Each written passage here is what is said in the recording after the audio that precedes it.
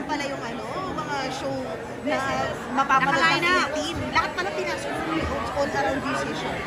Hindi, I've been producing concerts naman. Yes. It's just that itong 2024, 2025, we wanted to go all out. Kayo no idea yung Sweet Boys reunion? Nasa dressing room kami, naririnig ko sina Bong, sina Jong. They wanted to have a reunion. And I said, di produce ko na. Galing nyo, 21 shows. So sabi niya, Kung sa buto na sinasabi mo, pag nung sinabi mo idea kay Bong, anong reaction niya? siyempre ganun din, parang kala nila di ako seryoso. But, so I started talking to Direk Chito, started to have meetings, and then so tuloy-tuloy na. Very exciting. Nakita niyo naman kanina, sumayaw sila, di ba? Galing pa rin. Giving 90s feels ang ngayon, gabi Galing pa ngayon. rin. Pero kailan kakadabag sila? Katulad ng SB19? Secret. Abangan! Hindi kasi sabi kanina, si Spencer kasi is nasa bansa. So, Dadating sila, dilipad sila. Wow, nice! I used to watch that Street Boys when I was very young. may special participation. May special participation. Wala.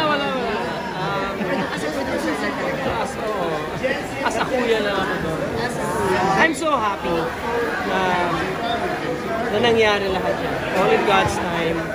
Alam mo, pinaplano pa namin yan.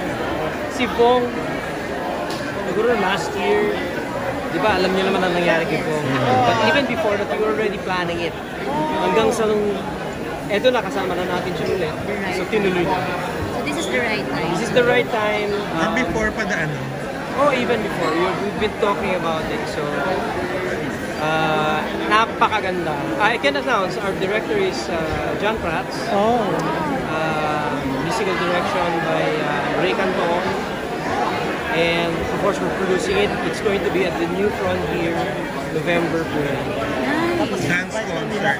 Yung mga kasabayan din nilang dancers. Yes. Kasi daw mga singers, bands na kasabayan nila, yun din yung Na-interview nyo ba sila? Hindi pa, di ba? Yung kahit yung buong grupo. So other dance groups will... Other issues. Hindi ko alam kung anong inisip Oo, nila. yun But daw yung But so far, the history of Street Boys ko kwento nila. Paano sila naging Street Boys. And then, natutuwa ako kasi yung mga fans nila sobrang excited.